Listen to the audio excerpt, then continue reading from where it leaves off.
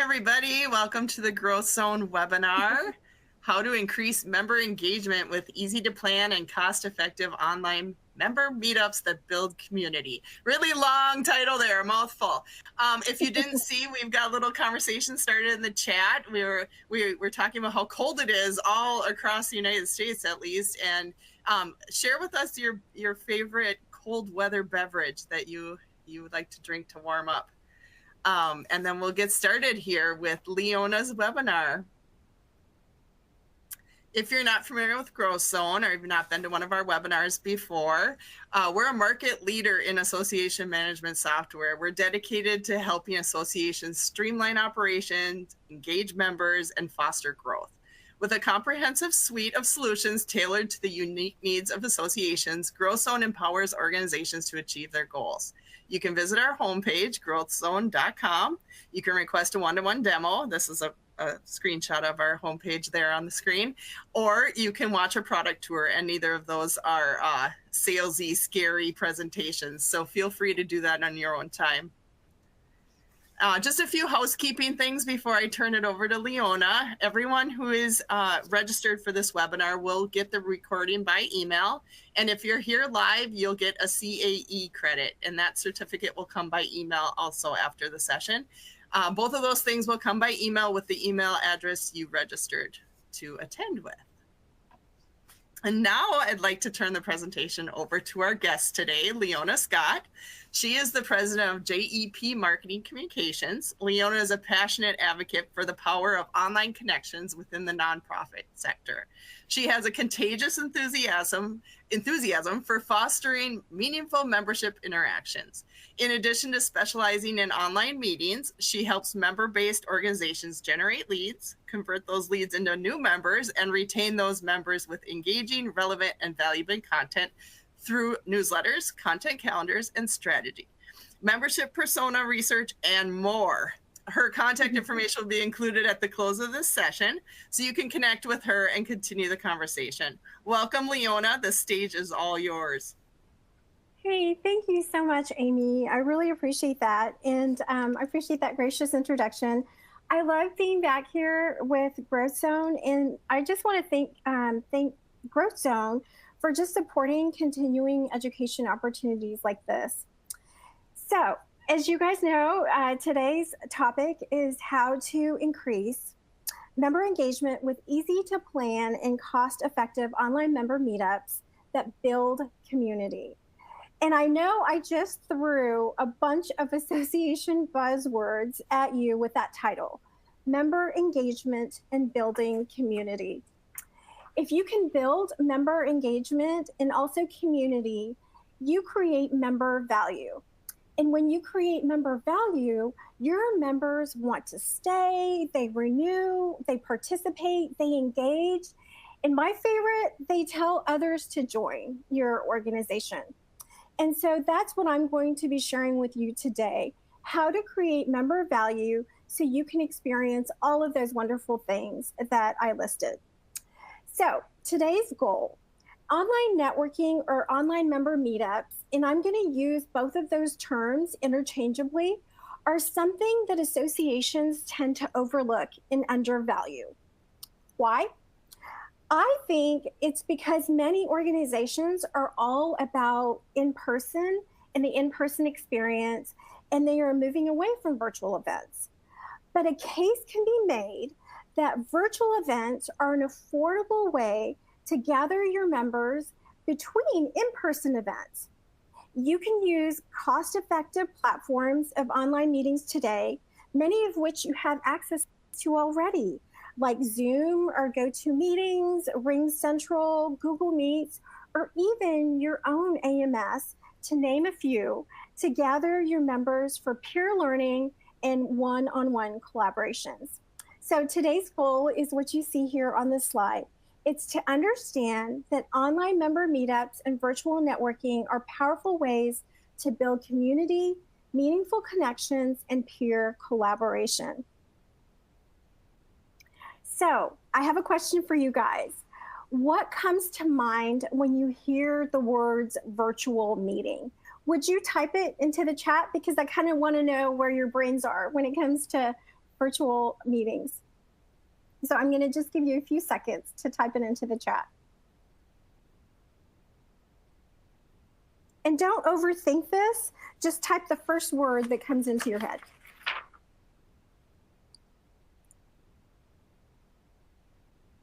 Okay. Ick. Another boring webinar. Technology issues, a loudspeaker, talking heads, boring. I had a feeling that you guys would say that. Thank you for giving me your feedback.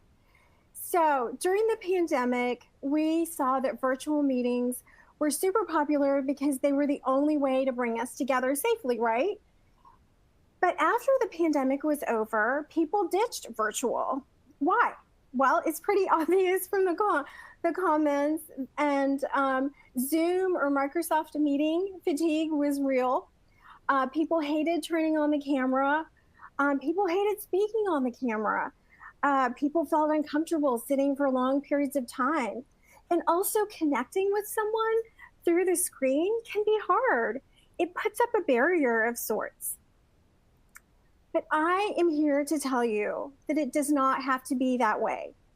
As the association professional, you are in the driver's seat to create the best, most engaging experience for your members and attendees through virtual networking events or online member meetups. Virtual networking events enable you to bring your members together to connect, where they are developing connections with one another, collaborate, and explore new ideas and solutions with one another. I want to stop here real quick and talk to you about the word connect. Connect can connote, so many different things to so many different people, and it has, it can have thousands of meanings. And it can also be very personal. The way I connect with someone may be different than the way you connect with someone. So I want to turn to one of the world's best business communicators, best leaders on the planet, and that is John Maxwell, and see what his definition of connect is. And I would recommend his wonderful book. It's called Everyone Communicates, Few Connect.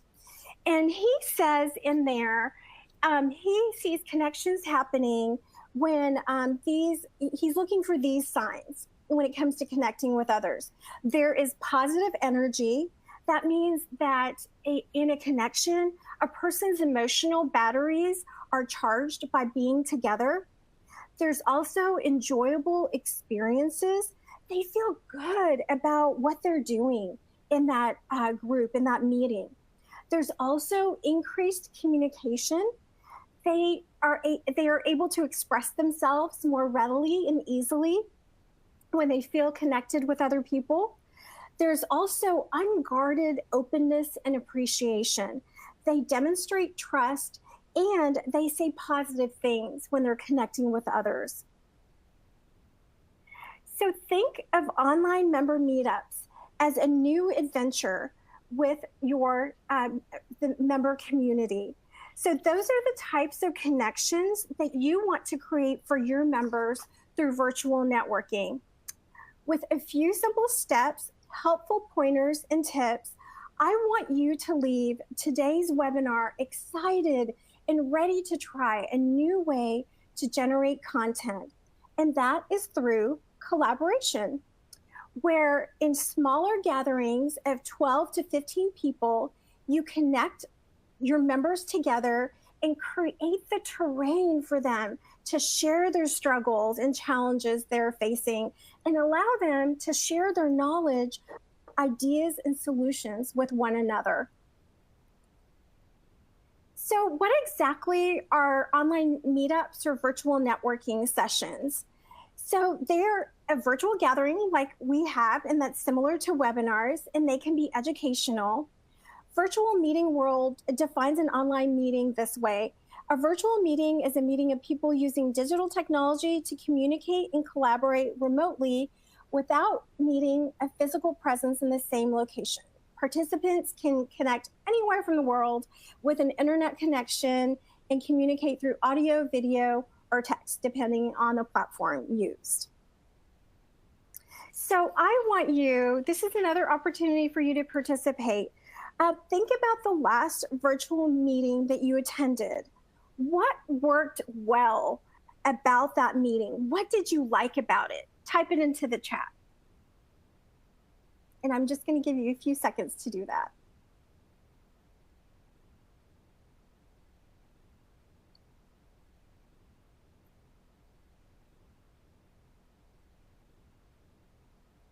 And you know what? If you did not find anything that wasn't positive about your virtual meeting experience, you can put that as well. But I would love to hear from you guys. Okay, the responses are coming in. Engagement, screen sharing, multiple voices. It's a small group, allowed for more personalized attention. Wonderful. Great. Thank you, guys. Thank you, guys. I really appreciate you responding to that.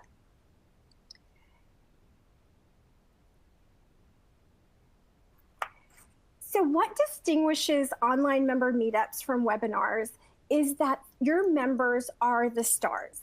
They are the focus of the meeting, and you are creating an opportunity for collaboration and connection, and a place to exchange ideas and solutions with one another through peer learning.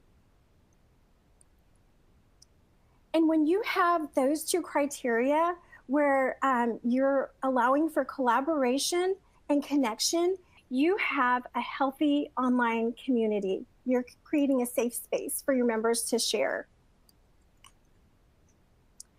So how many of you are familiar with Amanda Lee Kaiser? She is author of the book, one of my favorite association books, Elevating Engagement. It's an excellent read, and I would highly recommend it. She's actually presented here on GrowthZone before. Amanda is a colleague and a friend and peer of mine, and I just love her contagious energy, her out-of-box thinking, and just creativity, overall creativity. One of her blogs that she wrote last year really spoke to me, and she made a bold statement. She said that collaboration is the new association content. I'll repeat it again because it was so, it rocked my world. Collaboration is the new association content. And you may be wondering, why collaboration?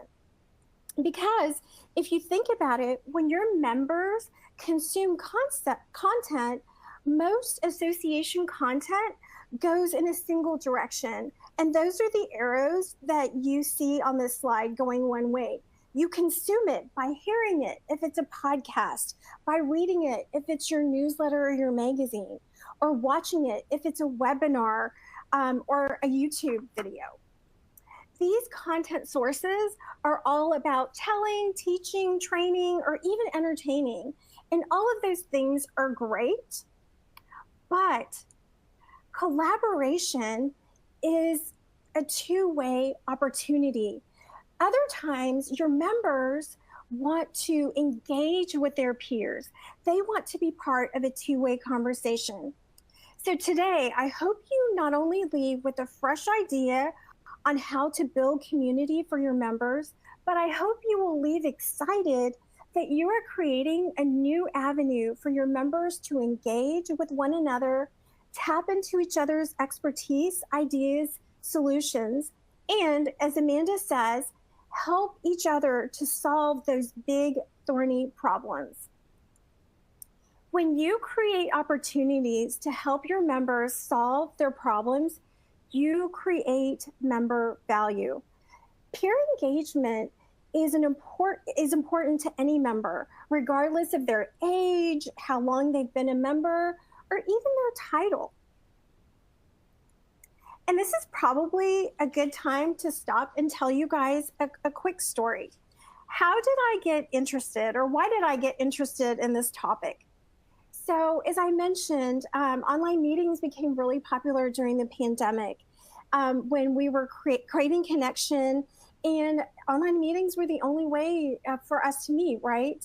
So I'm an active member of the ASAE chapter of Dallas-Fort Worth association executives. It's called DFWAE for short. And so, like thousands of other associations, we started meeting online. And at DFWAE, we were meeting monthly, and we would gather around a topic that was generated through a brainstorming session with our membership committee. The committee would ask, what are the day-to-day problems our members are struggling with? We represented a wide range of member segments. We were Marcom folks, we were membership folks, we were senior management, finance, operations folks, and associate members like me. Once we identified a topic, we would find a member who could lead a discussion on that topic. They would guide us through a discussion while I served as a chat moderator, welcoming folks, maybe reiterating important points expressed, and affirm those who were blowing up the chat with insightful comments, which you guys are doing today, and I appreciate that. So we did this month after month, and we brought our members together to share, discuss, and troubleshoot problems. And one of my favorite memories about this whole experience is there was one discussion where we did breakout rooms based on the different educational tracks that we offered at our annual conference.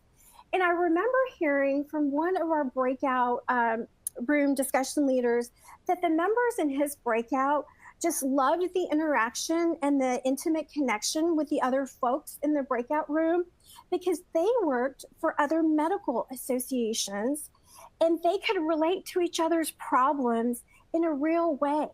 So they left that whole session thinking, wow, these people really get me. And when that happens, I think that's magical, and that creates member value. And they experienced many of the criteria that John Maxwell said creates connection. They experienced positive energy. Their emotional batteries were charged by being together and, thinking, boy, I'm not alone here. I'm not an island. There's so many other folks working for medical associations who are doing what I'm doing and facing the same struggles. So they could really relate, right? They also had an enjoyable experience. They felt good that they came together and met other folks like them. At the end of the day, isn't that what, belonging to an association is all about? There was also in that breakout session, there was increased communication. Once they found their tribe, they were able to express themselves and share their own stories and relate to each other's experiences. And there was also, like John Maxwell said, when good connections happen, there was unguarded openness and appreciation. They demonstrated trust and they said positive things. They had, positive things to share. Once they found their tribe and they were connected by similarities, they were able to share openly and honestly and affirmed one another. And kind of like, Leona, you'll get through that migration to a new system. And there's growing pains along the way for sure. But here are some things that that helped us as we transition to that new system. That's just kind of one example of maybe some of the things that you can share in breakout rooms and smaller gatherings like that, just to kind of affirm and encourage each other. So what made our online member meetups so successful? There were a few ingredients that really helped foster a healthy, engaging, and even a fun community during those engaged live sessions, which is what we call them. And so, and I'll be kind of going through these pretty fast. The first was personalization. We tailored the content and interactions to member interests. As I mentioned, we would try to gather peers who had the same interests or were working in the same field together, and breakout rooms really, worked well for this. In addition, we would try to provide discussion topics that were either seeded from the membership during our brainstorming sessions, or we would make sure to hear from a wide variety of people as we planned a topic. Second, we had interactivity. We created opportunities for active participation and engagement. We would introduce ourselves in the beginning and just share a little bit. And it usually revolved around an icebreaker question. And our gatherings were pretty small. Ideally, it helps to have about 12 to 15 people or up to 18 to 20.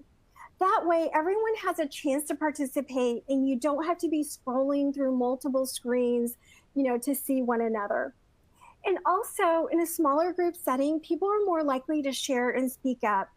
If you have to, for instance, go around in a circle and share an experience, with that number, you would have time for everyone to participate. The third is authenticity. We foster genuine connections and dialogue. And to help foster that genuine dialogue, we would always warm up with an icebreaker, kind of like we did today. Icebreakers, I believe, are a must in kicking off a virtual gathering. Not too long ago, I was on a meeting and there were absolutely no introductions whatsoever. We went straight to the agenda. And it was the first time I was in on such a meeting, and I didn't really know the majority of the folks on this Zoom call, and it really made me kind of just retreat and not share. And I think I barely spoke a sentence during that meeting. So I would highly encourage you to just really, engage with that icebreaker question at the beginning. And an icebreaker is just that. It breaks the ice, especially in a digital setting, and it warms up the atmosphere. And the meeting that I attended was just really cold and unnatural, and just anything but warm. So I would encourage you, don't forego an icebreaker. My favorite go-to icebreakers are seasonal in nature. For example, in wintertime, just what we did here, we shared our favorite hot beverage. And for spring, you could ask, what are you doing for spring break? In the summertime, if you had to choose between going to the beach or going to the mountain, which would you choose? And in the fall, you could ask, what is an activity in the fall that you enjoy doing? And always keep your organizational members in mind. I participate in a worldwide monthly meeting. And so some of these icebreaker questions are more, for Americans. And so just keep that in mind as you're formulating your icebreaker questions. You want them to be inclusive as possible. So the fourth thing is the value add element. You want to provide tangible benefits and takeaways for your attendees.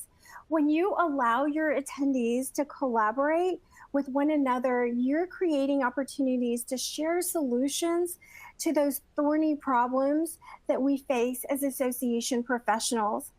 And finally, the fifth ingredient is flexibility. Adapt to your member preferences and schedules. Maybe take a poll, do a doodle poll, or ask in a Facebook group that you have, or even, poll your members in your online community or listservs and see, what times and what days and times work for them. You could rotate your meeting times, or you could stick to one consistent meeting time per month, or however frequent you gather. If you were doing them more frequently, like every week or bi-weekly, you could rotate them. And I have personally found that if you stick to a single day and time of the month, that really helps for planning purposes. And it also creates consistency. And people are just more likely to mark it on their calendar if you have it on a consistent day and time. So I'm just going to actually stop right there. And I know we covered, all of these 5 secret ingredients for a successful online member meetup. And I just have a quick question for you guys. Of these 5 things, what do you think your members would value the most? And you can just type it, the first letter of the ingredient you see here, for example, P for personalization, in the chat, because I'm just kind of curious to see what you guys think your members would value the most.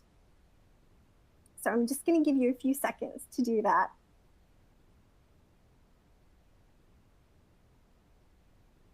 I see value add, yes. Absolutely. I see a couple of P's, but mostly V's, the value add.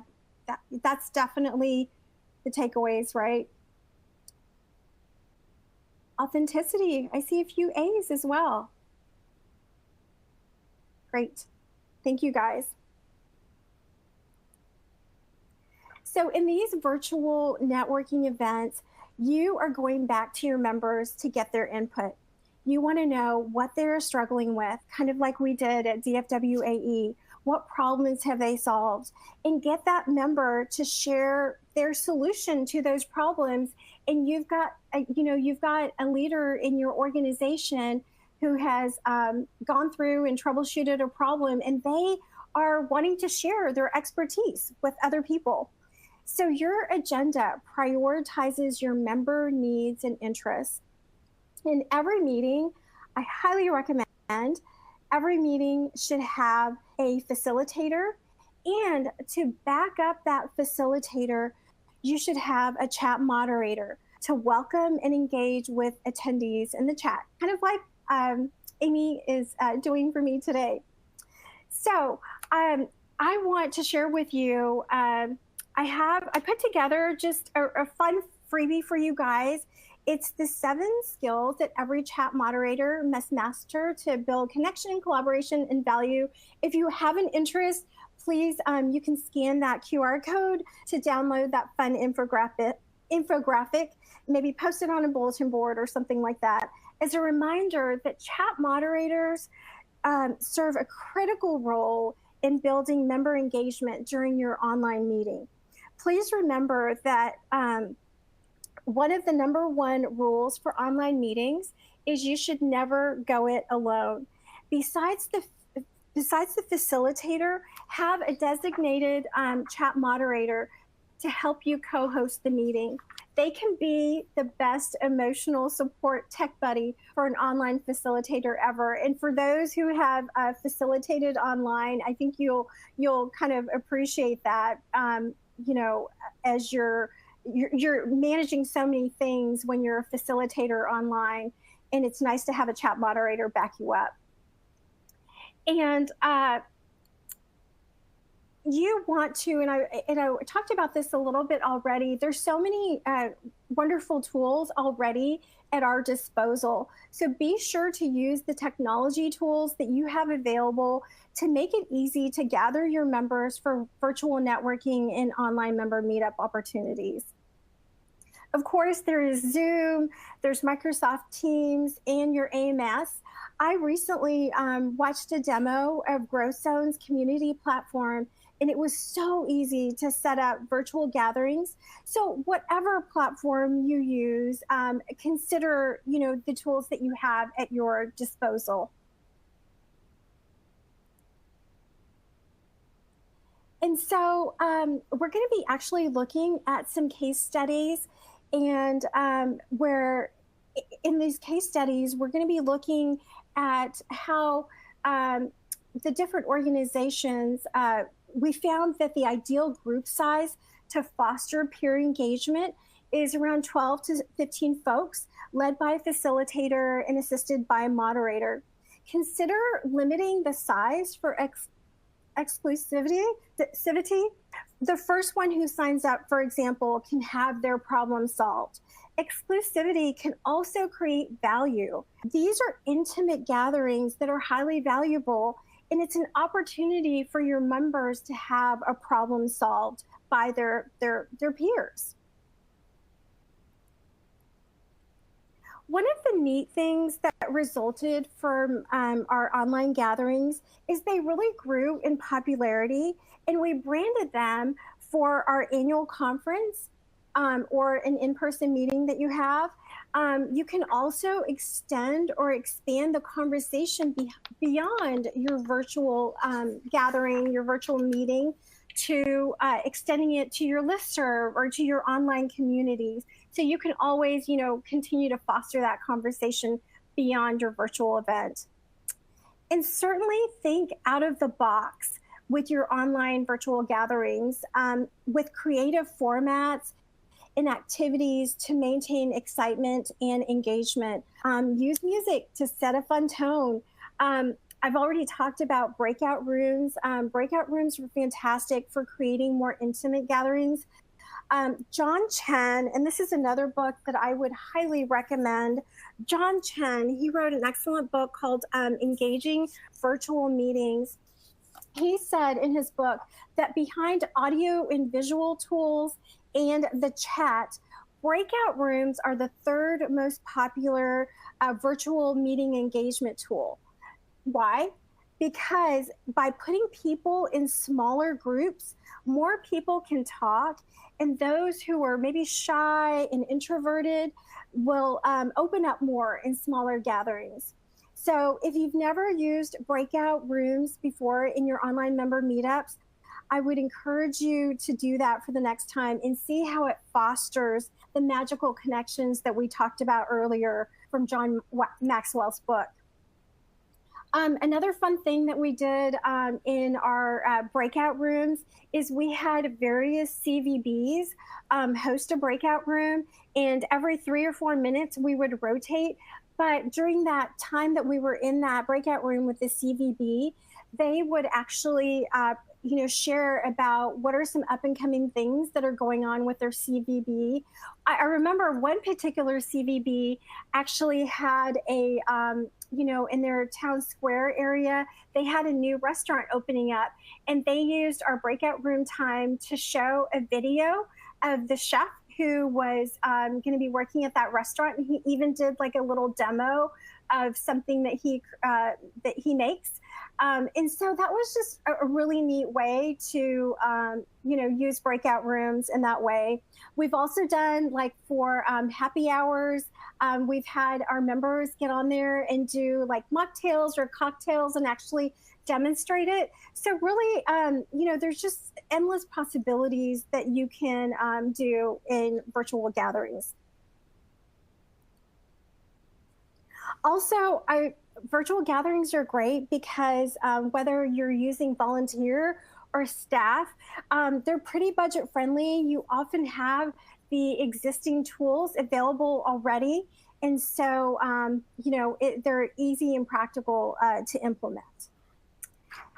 So I want to just get to some of the case studies that I want to go over. As I mentioned, I'm very involved with DFWAE, and our optimal size for our virtual gatherings and online member meetups was 10 to 12 people. And we had a volunteer facilitator and moderator, and we would always, we would take turns facilitating. And we would also, that allowed people to, develop new skills and avoid burnout. And we would also seed topics from our brainstorming sessions, which I mentioned earlier. So the next case study that I want to look at is TSAE, the Texas Society of Association Executives.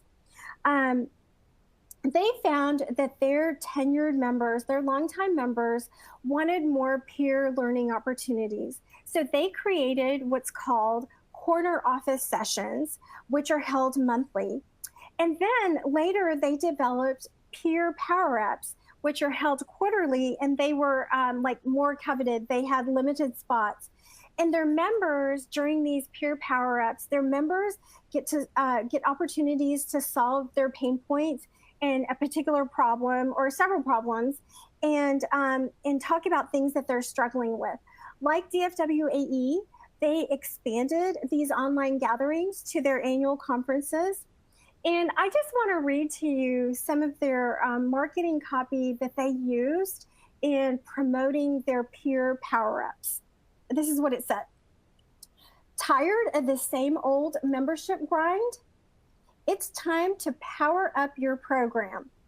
Join a small group of membership professionals to dialogue, problem solve, idea share, and build a network of peers to support your work.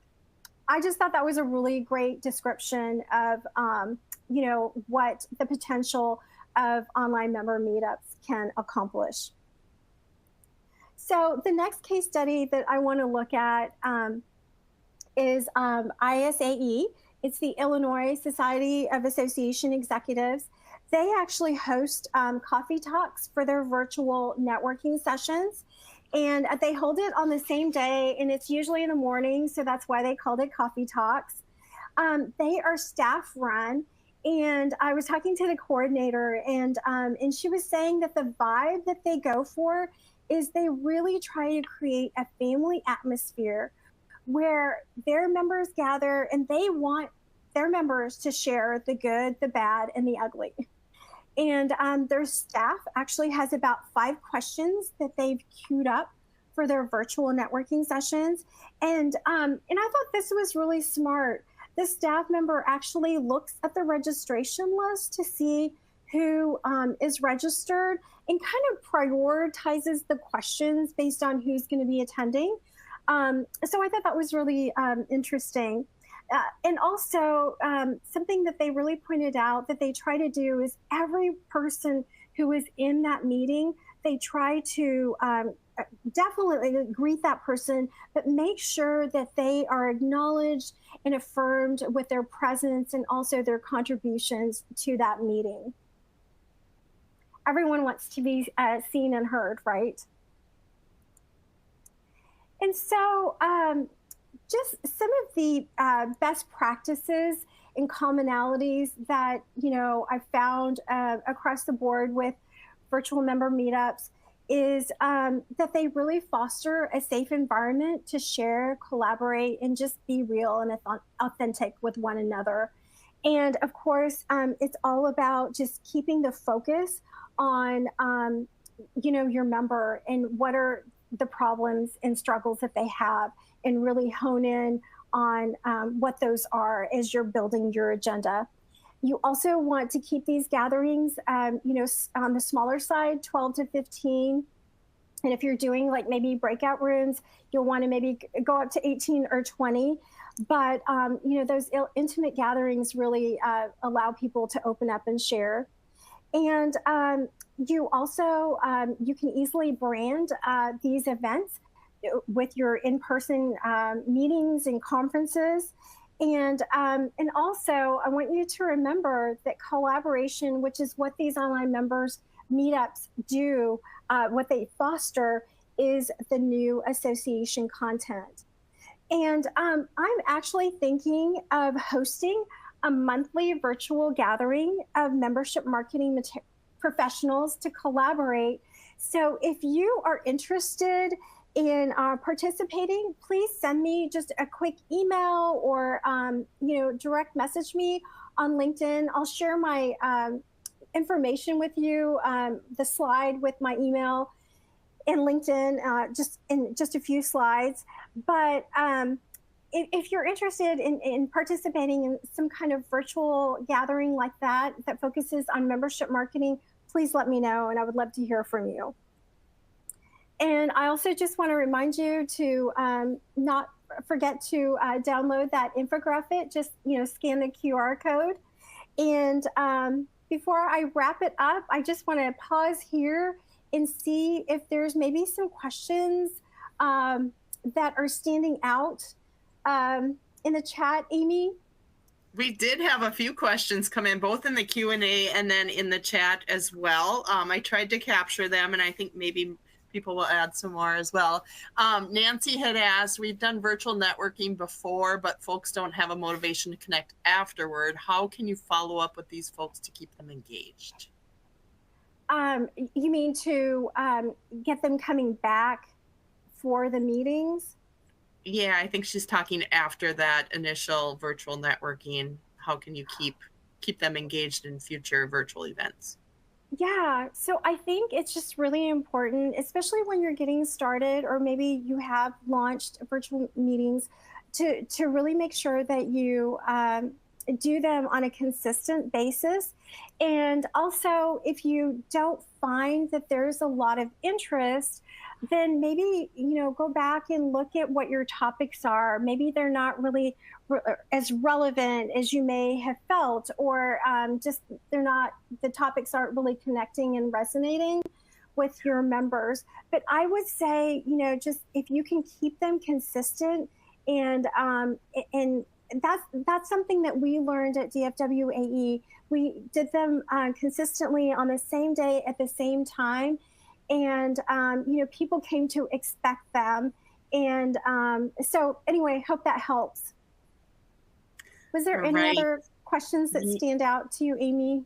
Yeah, there were someone asking about the QR code. I think that may be still coming. I don't know that you've shared it yet, but you had referenced a QR code. Oh, yeah. Let me see if I can jump ahead to that. There it is. All right. Let me see. There was one that I saw. I scanned through it here again. I know people had mentioned the timing. You said to keep it consistent, but what if there's people that just can never attend at that time that you settle on?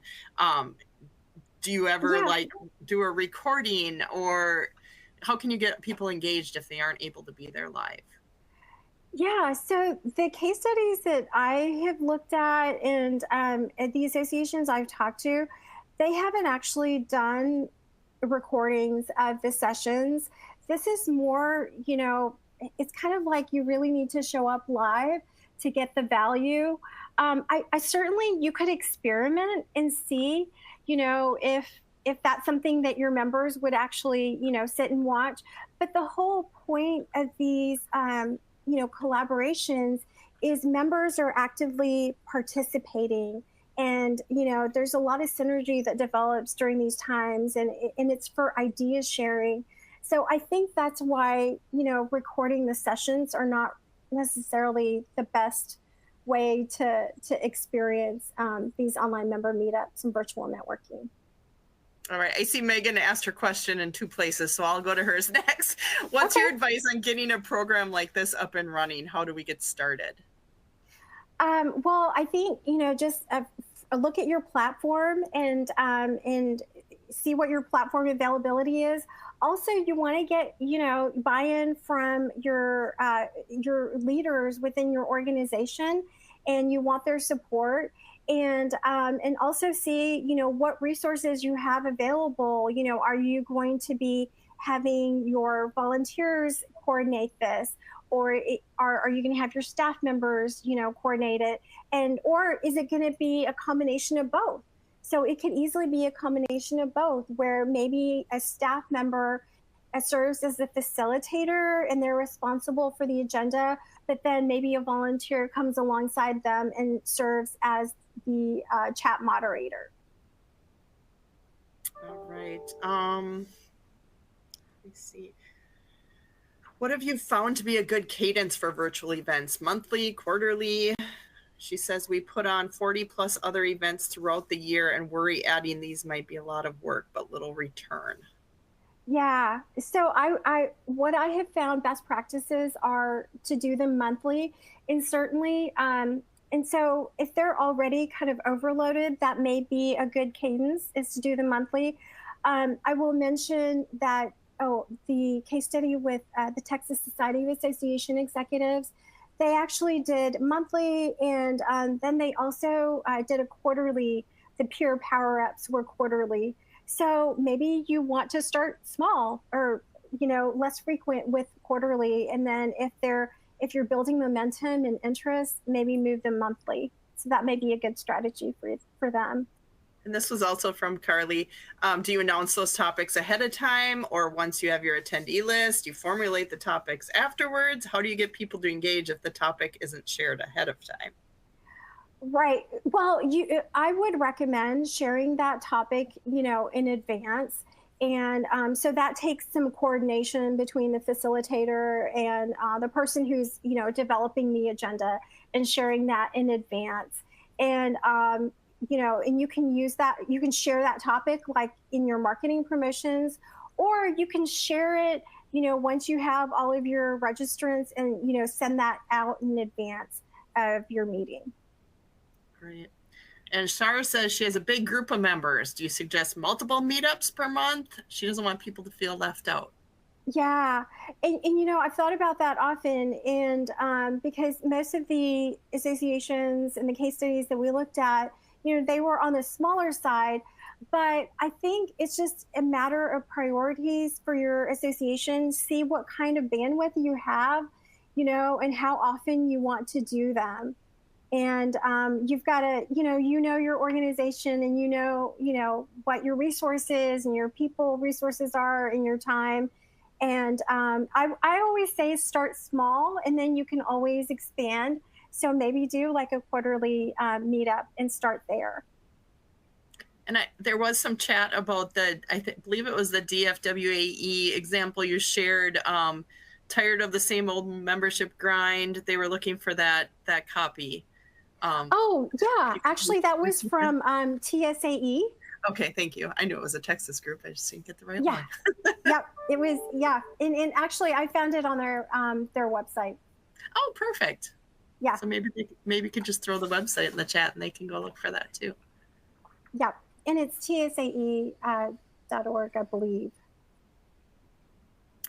What's a good way to encourage attendees to? Oh shoot, it jumped. Sorry. I started reading and then it jumped. What's a good way to encourage attendees to engage virtually? Activity worksheets, Q&A, open discussion? That was a question from Jessica. Yeah, well, I would definitely say like the Q&A, but then also if you can manage it, to do like breakout rooms are just one of the best virtual engagement tools out there. So I would highly recommend breakout rooms. Awesome. Carly asked also, have you ever done one where a member is the facilitator and you are the support? Yes. Actually, I've done that. And that's really, it's a lot of fun because it allows the member to develop new skills as, a facilitator. And it also allows them an opportunity to, get to know everyone and really get an opportunity to see what goes behind planning, these events. Awesome. That is a good way to get them engaged. All right. I think we got all the questions answered. I'm sorry if I missed any from anyone, but I think we got them all covered. Yeah, well, so if you guys have any more questions, please connect with me there's my email, and I'm pretty active on LinkedIn. And I love to support teams with membership and marketing in these areas, whether it's content to help attract. I do lead generation content. I actually help organizations build their lead magnets to attract prospects to their organization, and then use email marketing to convert those prospects into new members, and then and help them to retain through content. And certainly online member meetups are an excellent retention tool for members. And just before I let you all go, I just want to share a couple of sentences from Priya Parker. She wrote a really excellent book on the art of gathering. And she writes in this book about, and this is her quote, she writes, "The way we gather matters. Gatherings consume our days and help determine the kind of world we live in, both in our intimate and public realms. Gathering, the conscious bringing together of people for a reason, shapes the way we think, feel, and make sense of our world." And then I also want to just bring in a quote from association researcher Sarah Sladek, who defines member value as actually making a member's job easier or their life better. So with that in mind, I just want to encourage you to see virtual gatherings as a powerful way to bring your members together, to help them make sense of their world, enhance their work, and improve their lives. That's awesome. Thank you so much, Leona. And again, if anyone If you're not familiar with GrowthZone, there's how you can connect with us, our website, all of our social media channels.